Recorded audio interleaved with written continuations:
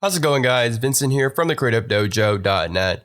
Welcome to another video tutorial. Today's video, we're going to take a look at how to create this audio reacting spectrum effect within After Effects. It pretty much synchronizes to your audio within your After Effects composition. It's a very fun effect, very cool effect, and also very easy to do. So let's go ahead and take a look at what we're going to be creating today.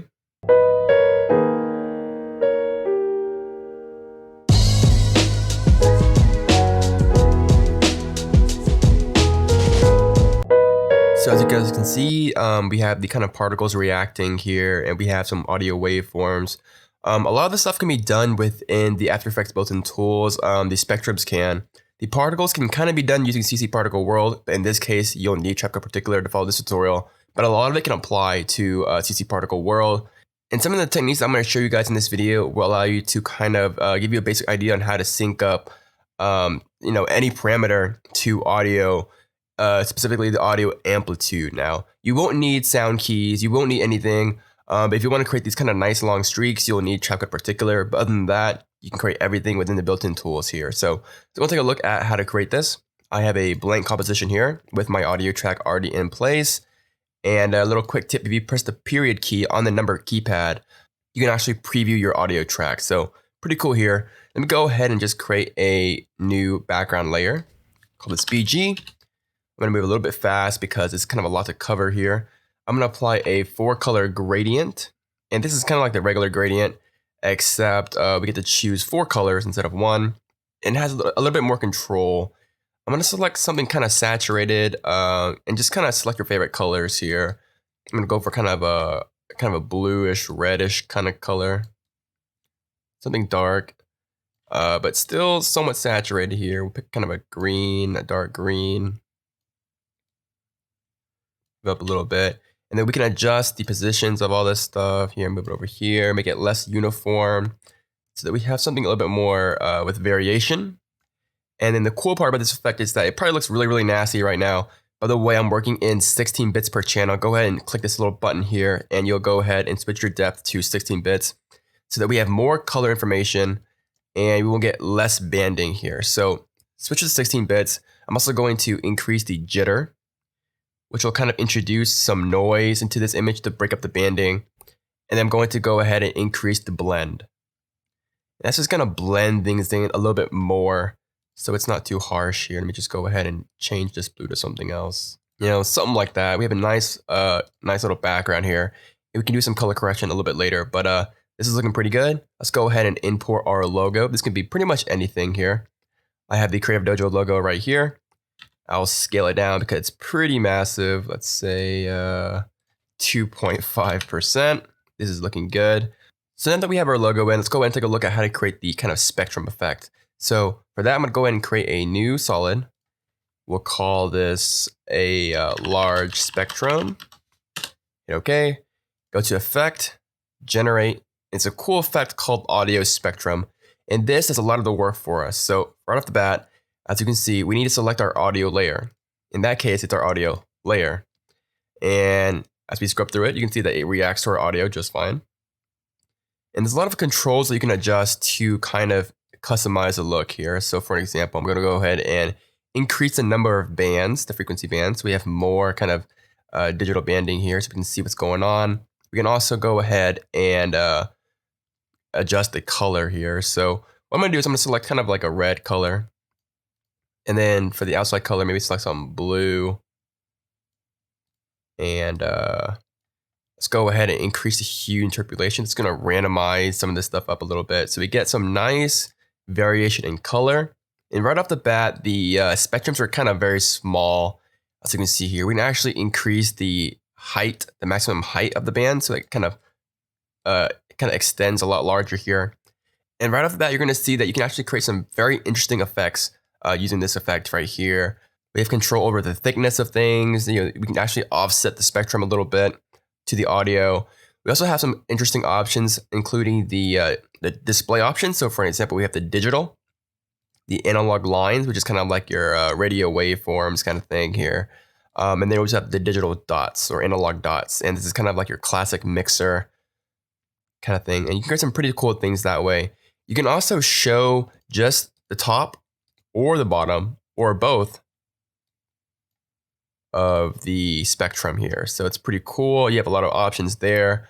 You also have options to control your frequencies. So as some of you guys may know, audio or sound is kind of split up into frequencies here. So we can control what frequencies are being shown in this spectrum here. So for an example, if we set it to maybe like a low range, you're going to get mostly the bass. This is going to be mostly the bass of the audio here.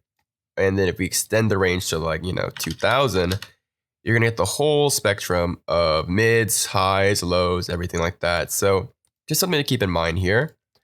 So for the effect that I'm going to create, I'm going to go ahead and use a mask. So I'm going to go to select my large spectrum. Select the elliptical mask tool here. If you don't see this, go ahead and hold and click and hit the elliptical tool.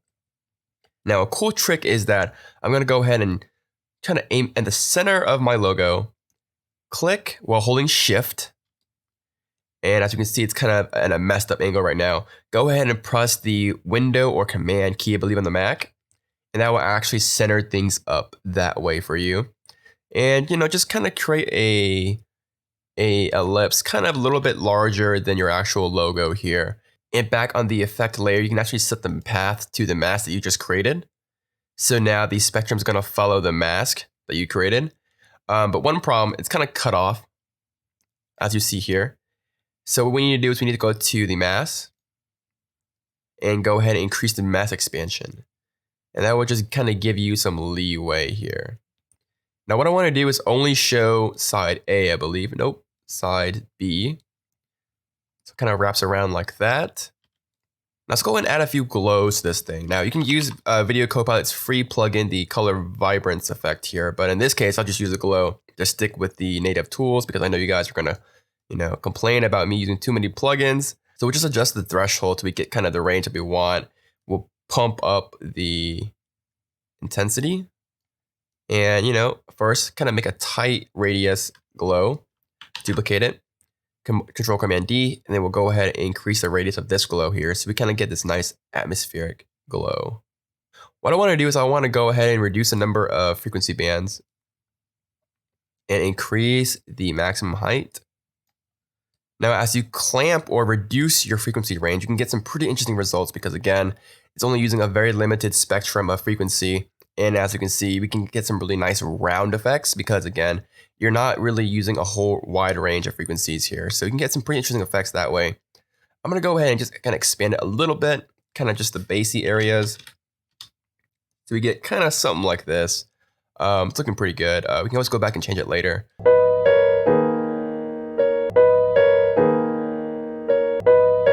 So it kind of reacts. I'll bump it up to 50 so it's not too low. I'm going to go ahead and duplicate this. And this time we're going to use a smaller mask. So I'm going to hit MM to reveal the mask, delete it.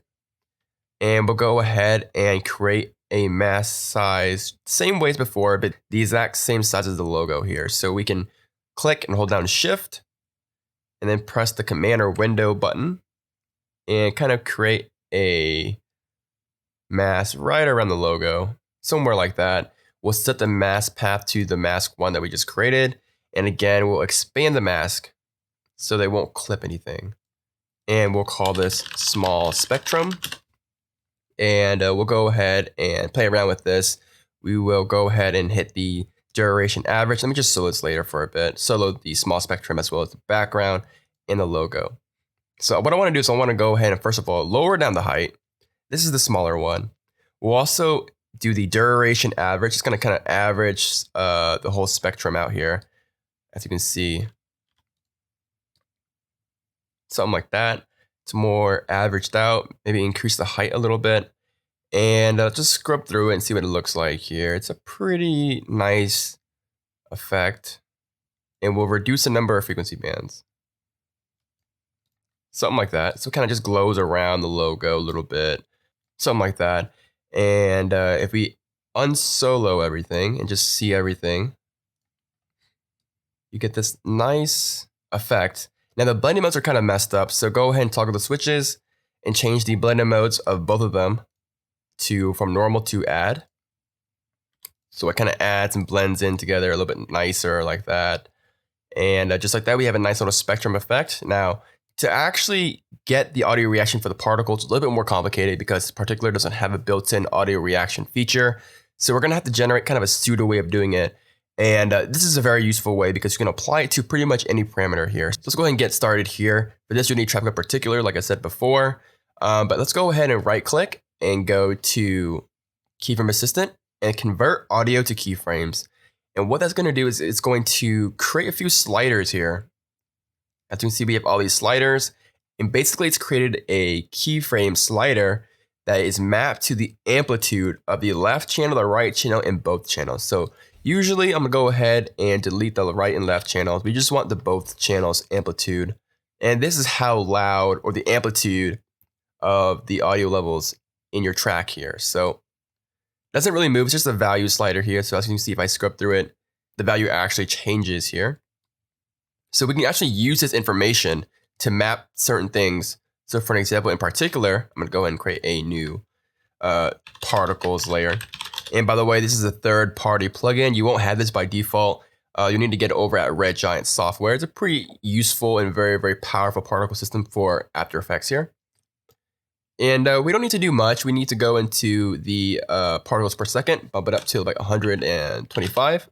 And basically, we want to map the velocity to the audio amplitude. So, when it's not really doing anything, when it's not really loud, I don't want to see any velocity. But when it's very, very, very loud or kind of like a beat, I want it to kind of explode particles. So that's controlled by the velocity or the speed of the particles here. So we want to map to that. And we'll do it with a quick little expression. I'm going to go ahead and show the slider here. We'll close that up. And we'll go to the particles and we will hold down Alt or Option and click on the velocity stopwatch. And let's just make some room here. So here we have an expression. We can type in a very simple expression, an if-else statement here. So we'll do, let's see, well actually we should define the amplitude, right? So we'll make a new variable called amp, which is the amplitude. We're gonna set that equal to the slider here, which is our amplitude of the audio. So whenever we use the word amp, it's our amplitude slider value down here.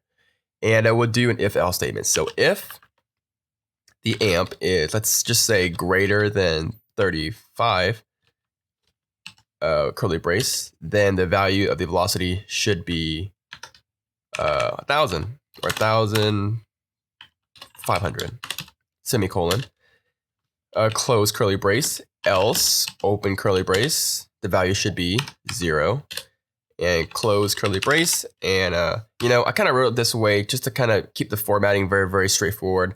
There are cleaner ways of writing this thing, but it's all style here. So if we let go, pretty much what that does is, okay, it goes, all right, let's look at the slider amplitude value here. So if this slider is above or greater than 35, then the velocity should be 1,500.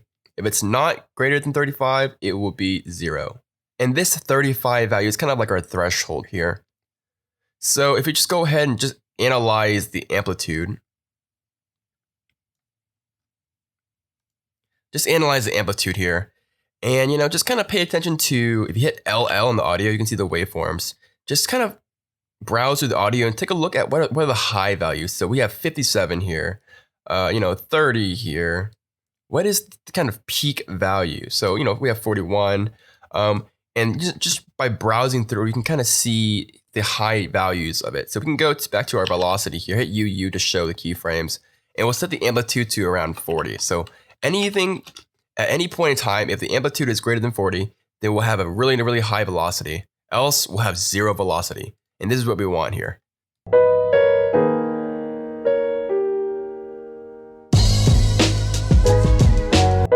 So as you can see, it kind of reacts to the audio already. This is pretty good. You can always tweak this setting if you want. It's very straightforward here. Let's go ahead and do a little bit more. So right now the particles look kind of like crap. So what we need to do is we need to create a trail of particles, and we can do that using the auxiliary system of particular here. And pretty much that means it's going to emit particles from the main particle. So we'll set the emit to continuous. So it's going to continuously create particles. We're going to increase or decrease the life to 0.25. And we're also going to increase the number of particles per second until you kind of get like a solid line here. And we'll go into the color over life. And we'll change the front color to kind of like this kind of pinkish color to kind of match our spectrum. The yellow is fine. The green, maybe we want to make it a little bit more teal like that. We'll kind of compress it together as well. Just kind of tweak around with it. You're going to see that you get these really nice particles. We'll set the blending mode of everything to add, as well as the blending mode for this particular system here. So we'll set it to add. And let's see here. We can go ahead and increase the opacity from 50 to 100%. And we'll also decrease the size to around, let's say 3. Or maybe 3.5. And we'll go ahead and increase the number of particles per second. So something like that is looking pretty good. We'll go ahead and again apply a glow effect. Once again, we'll make a kind of a tighter glow to kind of encompass just the hot areas. We'll duplicate it. And we will increase the radius a little bit, decrease the intensity. We also want to put this particle layers underneath everything, including our logo. So it's from behind. So we get something like this, and then everything kind of explodes and pops. Something like that. We'll also go to the main particles here, and we'll adjust the size to maybe around 4, so it's a little bit smaller. And we'll also go ahead and play with the color random just slightly. And then we'll also, let's see here, transfer mode, set it to add.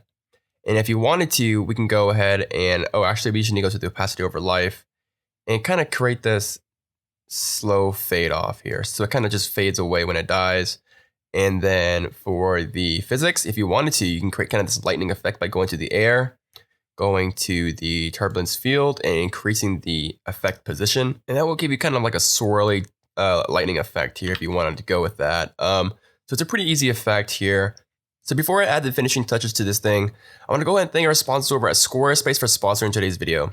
Squarespace is the place to be if you want to create an awesome website for your business, store, or portfolio. They have tons of great themes to choose from, professionally crafted, very well designed. It's very, very easy to customize with their live preview editor. So you can pretty much build a website with no coding experience. It's very easy. They have awesome 24-hour support, and starting for just $10 a month, you can get your website up and running right now. Best of all, if you use the promo code Dojo at checkout, you can actually save 10% off your order and support the Dojo. Squarespace, everything you need to create an awesome website. So one last thing I'm going to do is I'm going to add a nice kind of pulsing glow in the center here. So I'm going to go ahead and go to the large spectrum, duplicate that. We'll put this underneath the particles layer, call this glow. And I also want to go ahead and solo this. And I'll go ahead and decrease the maximum height. Something like this. And we will go to the blur and we'll choose a Gaussian blur. And just increase this. You're going to get this really nice subtle glow here. And we'll just duplicate it one more time. And just kind of increase it just a little bit more. And we'll go ahead and duplicate this glow. And we'll just hit S on the keyboard and scale this thing up a little bit. And we'll play around with the opacities of the glow, which is kind of, so it's a nice glow. And we'll just go ahead and increase it just a little bit more. And make sure that the Gaussian blur is before the glow. We don't want it to glow beforehand and then blur it out. Something like that. We'll unsolo. And we'll just check it out. So you kind of have this nice kind of pulsing glow around everything. And it just kind of adds another dimension to it. May want to just blur this out just a little bit more. So overall, you get this really nice glowing aura, kind of a nice kind of glow. It kind of adds a nice little variation to it. And of course, we can also enable motion blur for the composition. And then enable motion blur for the particles. And then one last thing I did in the original example was I actually applied a third-party effect, I believe, from Red Giant Universe here. I'm going to call this chromatic. And go to Effect, and go to Distort, and use the Universe Chromatic Aberration effect. Again, this is a third-party effect. You won't have this by default. You can achieve something very, very similar using my Dojo glitch script here. So I'll go ahead and turn down or turn off the texture. Leave it at default, looks pretty good. We'll also create a color grade layer here, so adjustment layer. This is my Dojo toolkit script, which you can get over at the creativedojo.net. We'll create an adjustment layer and we'll play around with the curves here. We'll add a little bit of contrast, something like that, just to kind of make the colors pop a little bit. And then we increase the shadows a little bit. We'll also go to the blue channel. We'll kind of up that a little bit and then crank it down. We'll go to the red channel and kind of increase the red channel's shadows as well. And then bring that down. And then we'll go to the green channel. We'll bump up the greens in the mids and highs a little bit and decrease it in the lows. Lastly, we'll go ahead and apply a grain effect, which just uses the regular grain effect within After Effects. That will kind of add a nice organic grain to everything to kind of even it out and reduce additional bending. And of course, you can do a lot more with this. You can actually, use trap code form. We can, map pretty much any parameter using the slider and the if-else statement here as a threshold. You can do a lot more, but in this case, I think this is looking okay. You can add optical flares. You can do some nice particle work, but this is looking pretty good. Let's go ahead and take a quick RAM preview and check it out.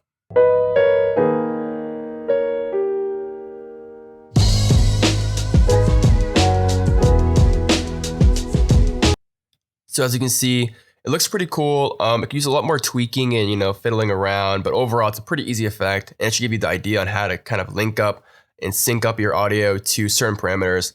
The expression that we used was for one-dimensional stuff like velocity or height or something like that. But if you wanted to map it to like position or scale, you would need to adjust the expressions for 2 or 3 array items or 2 or 3 item arrays, such as position, which is a 3-item array, the X, Y, and Z position.